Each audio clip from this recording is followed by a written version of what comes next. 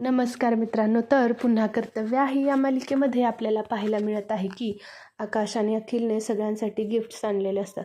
अखिल सगळ्यांसाठी साड्या आणलेल्या असतो, त्या तनयासाठी बांगड्या आणलेल्या असतात. एक एक करून सगळ्यांना त्यांचे गिफ्ट्स वाटत असतात.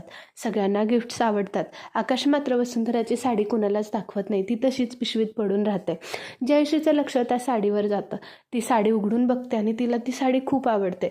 त्यानंतर जयश्री विचारते की ही साडी का नाही दाखवलीस, कोणाची ही साडी?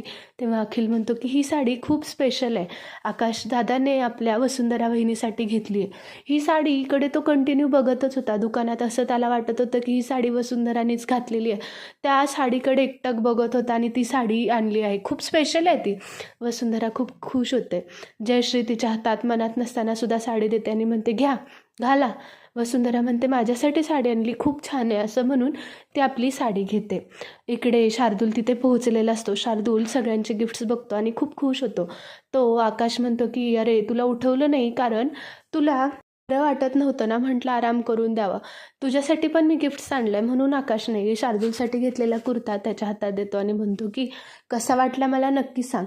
शार्दूल म्हणतो की हो हो खूप छान आहे, तुम्ही आणलात आकाश, तर माझ्यासाठी एवढं करायची काय गरज होती?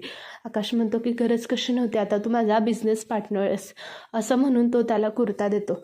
तेव्हा आकाश म्हणतो की बरं चला, आवरायचं आहे मला, तर जातो आम्ही सगळेजण झोपायला. म्हणून ते लोक जातात. इकडे वसुंधरा म्हणते की ठीक आहे, मी सकाळची सगळी तयारी करून घेते, रात्रीच करते म्हणजे सकाळी जास्त गडबड होणार नाही. जयश्री म्हणते हो हो, फक्त काही गोंधळ घालू नकोस म्हणजे झालं. वसुंधरा सगळ्यांच्या आणलेल्या गिफ्टचा पिशव्या गोळा करून किचनमध्ये जात असते. एवढ्यात शार्दूल तिला अडवतो.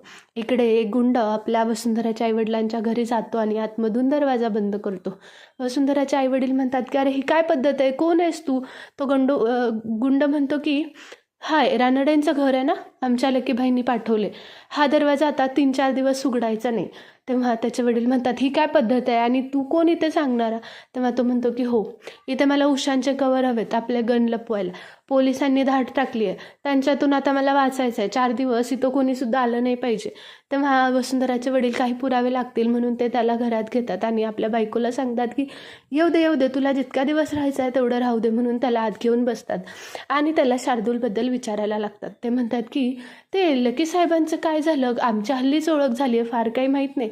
तेव्हा तो माणूस म्हणतो की अहो, तो माणूस आहे ना, खूप गरिबीतून वर आलेला आहे, त्याचा खूप छळ झाला आहे, अनाथाश्रमात वाढून जगलेला माणूस आहे तो, त्यांनी खूप धक्के खाल्लेत. पिक्चरमध्ये सुद्धा हिरो कमी धक्के खाईल इतके त्यांनी धक्के खाल्लेले आहेत. तो अनाथ आहे लहानपणापासूनच आणि त्याचे वडील दारू पिऊन त्याला खूप मारायचे, आई 4 घरची भांडी करायची आणि त्याला जगवायची, पण तिला संसाराचा लोड झाला आणि परत तिने सुद्धा तिला तिथून हाकलून दिलं आणि मग ते एका संस्थेत वाढून एवढे मोठे झाले. बिझनेस करत करत त्यांनी इतका मोठा प्रपंच केला. शार्दूलच्या आईवडिलांना कळतं की ही सगळी गंडकी स्टोरी ह्यांना सांगितलेली आहे, म्हणून ते अजून त्याच्याकडून खरं काढायचा प्रयत्न करत असतात. इकडे शार्दूल म्हणतो की उद्या सकाळी पहाटे तयार राहा मला उठणं लावायला. तेव्हा वसुंधरा आपली चुपचाप ऐकत असते. शार्दूल तिथून निघून जातो. इकडे अवनी भास्करला सांगत असते की वसुंधरा आजकाल विचित्रच वागते, तिचं ते विचित्र वागणं मला काहीतरी डाऊट वाटतं, तिला कशाचा तरी खूप स्ट्रेस आहे असं दिसतं. भास्कर म्हणतो की अगं असेल तिला, तिच्या हल्लीच आईबाबा पडले ना, त्यामुळे तिला काळजी वाटत असेल आणि तिने 3 मुलांचं करायचं म्हणजे काय सोपी गोष्ट आहे का? तेव्हा अवनी म्हणते की हो हो असेल, कारण ती जशी लकी भाऊजींनी बनीला नेलं तेव्हा ती किती पॅनिक झाली होती. उद्यापासून मीच मुलांकडे लक्ष देईन म्हणजे तिचा भार जरा कमी होईल, असं म्हणून ती सांगत असते. भास्करसुद्धा आपल्याला जेवढं होतं आहे तेवढं करू असं म्हणून ते दोघं बोलत असतात. सकाळ होते. वसुंधरा आणि आकाश एका रूममध्ये असतात. आकाश वसुंधराला तुम्हाला दिवाळीसाठी काय गिफ्ट हवं हे विचारत असतो. वसुंधरा मी विचार करून सांगते असं सांगते आणि ते झोपतात. सकाळ झाल्यानंतर वसुंधरा नेहमीप्रमाणे उठून बाहेर येते. उठण्याची हातात तिच्या वाटी असते. इकडे शार्दूलची ती वाट बघत असते. शार्दूल येतो आणि तिला म्हणतो वा काय छान दिसतेस, मला उठणं लावण्यासाठी फार उतावळी झालेली दिसतेस की, चल लाव आता उठणं, म्हणून तिला जबरदस्ती करायला लागतो.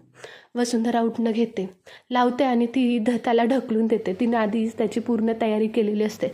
खाली पूर्ण चिखल ठेवलेला असतो, त्यात ती त्याला ढकलून देते आणि ओरडते की हीच तुझी लायकी आहे, असंच तुला उठणं लागायला हवं आहे, तुझ्यासाठी मी ही तयारी आधीच करून ठेवली होती, तुझी लायकी नाही आहे माझ्या हातून उठणं लावायची, याद राख, माझ्या हातून उठणं लावणारा फक्त मी आकाश रावणाच, असं म्हणून ती शार्दूलला चिखलात पाडते. शार्दूलला खूप राग येतो. तो उभा राहतो आणि वसुंधराला धमकी देणार इतक्यात वसुंधरा म्हणते की चल जा, तुला इथून जायचं नाही आहे का तुझी इच्छा आहे घरातल्याने तुला या अवस्थेत बघावं. तेव्हा शार्दूल आपला गपचूप उठतो आणि आतमध्ये निघून जातो. वसुंधराने शार्दूलची चांगलीच जिरवलेली असते. इथेच पुन्हा कर्तव्य आहेचा भाग संपतो. तुम्हाला आपल्या चॅनलवरचे अपडेट्स आवडत असतील तर आपल्या चॅनलला लाईक करायला, शेअर करायला आणि सबस्क्राईब करायला विसरू नका. थँक्यू.